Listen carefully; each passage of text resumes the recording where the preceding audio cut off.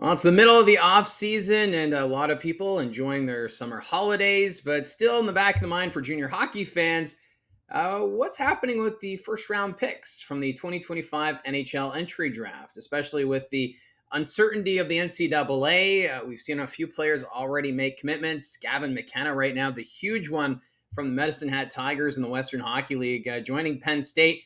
And it sounds as though Penn State not done. Looking at more NHL prospect talent, including Porter Martone and Michael Misa. And it's really no surprise that since the vote back in the fall, NCAA programs looking to add to strengthen their rosters and trying to make a push for some grade A talent. And it's an interesting spot right now with the draft now in the rearview mirror. NHL clubs had the look at the development camp as to what they have with some of their prospects, but the very interesting one is Porter Martone and the Philadelphia Flyers. Philadelphia looking at Tyson Forster being out to start the regular season, which means there's a spot in the lineup potentially for Martone after being selected sixth overall by the Philadelphia Flyers. He's been seen by many as the most NHL ready prospect from the 2025 draft. So it's very fascinating. Which direction does Martone go? Because as soon as he signs an NHL contract, that would mean he's eligible to join the NCAA, is my understanding. So that would mean he would return to the Brampton Steelheads after 9 games if Philadelphia doesn't want to burn the first year of his ELC. Mind you, we've seen in the past how prospects have stuck around in the National Hockey League. Matthew Poitras comes to mind. Remember how Guelph Storm fans 2 years ago were expecting him to return from the Boston Bruins, but Boston ended up keeping him. So with this whole new dynamic with the NCAA situation, fans with the Brampton Steelheads, I think, are really hoping that he does sign that entry-level contract with the Flyers, and then it's the next hope that he returns to the Ontario Hockey League. He'd be a big boost for this team, who have lost some key pieces through graduation and whatnot. So Martone coming back, I think, would be a great piece here. But still, it's that uncertainty. So the latest, it sounds as though Penn State still open to signing a few more players before the start of the 25-26 season. And when head coach Guy Gadowski was asked, he says they're leaving the possibility there. No was not an answer when asked if they're going to add more talent.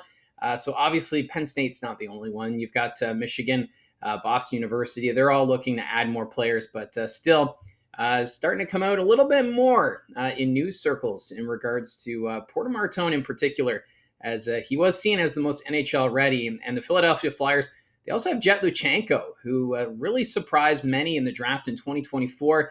And does he return to the Guelph Storm this year? So a lot of attention right now on the Philadelphia Flyers if you're a fan of the Ontario Hockey League.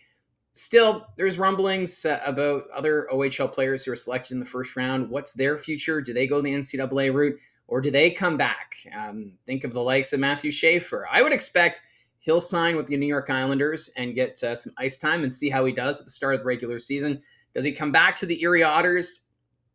Maybe. We'll have to wait and see. But usually a first overall pick, they'll usually play with their NHL club. There's the odd time like Owen Power, who decided to stay in the NCAA when he was drafted by the Buffalo Sabres. So we'll have to wait and see, but I haven't heard anything specifically about Matthew Schaefer. There's been rumblings about Kayshawn Aitchison. Does he sign an NCAA agreement, or does he stick around with the New York Islanders for a little bit? So there are these little rumbles. We're in the middle of summer, so there's going to be a lot of speculation this time of year, but I just wanted to touch on Porter Martone here, as there seems to be a little more smoke when it comes to the future. And even Danny Briere, the general manager of the Philadelphia Flyers, has said that he is open to the idea of having Porter Martone start the season with the Philadelphia Flyers. They really like what they have in their first round draft pick. So I wanted to do a little bit of a news take here. I know there's some fans with the Steelheads who are pretty passionate about their team and have been wanting to see Martone return next season. So I think there is, as long as these conversations are happening, there is a chance that he will return to the Ontario Hockey League next season. But a lot of factors still to go between now and the start of the 2025-26 season. Now I want to talk about some of the signings that have happened. The London Knights have signed their first round pick, Alex Campeau, He was selected 23rd overall in the 2025 OHL priority selection. He played in 32 games last year, 11 goals, 32 points with the Eastern Ontario Wild U16 AAA team. So a lot of excitement for London Knight fans with the signing of Campeau. And I also find it exciting to see that he's going to wear the number 96. We see a lot of players with the London Knights wearing high numbers, and that trend's going to continue with Campeau as he's signed his commitment to join the London Knights starting next season. There's also been a couple of import signings. The Oshawa Generals have announced that they have signed Andrei Bondarev to an Ontario Hockey League scholarship and development agreement. He was the 102nd pick overall in the CHL import draft. And what really stands out, he is 6'5". So he is a big goaltender. Last year, he played in 9 games over in Russia. He had a 6-1 record, a 2.61 goals against, .899 save percentage. That was in the MHL over in Russia. And even for the Oshawa Generals, they're a team looking to do a bit of a rebuild. Of course, Jacob Oster graduating from the OHL. So there is a job up for grabs with the Oshawa Generals. So we'll see if Bondarev and his frame will be able to fill the net starting next season. And one other import signing to mention, Jasper Kuhta.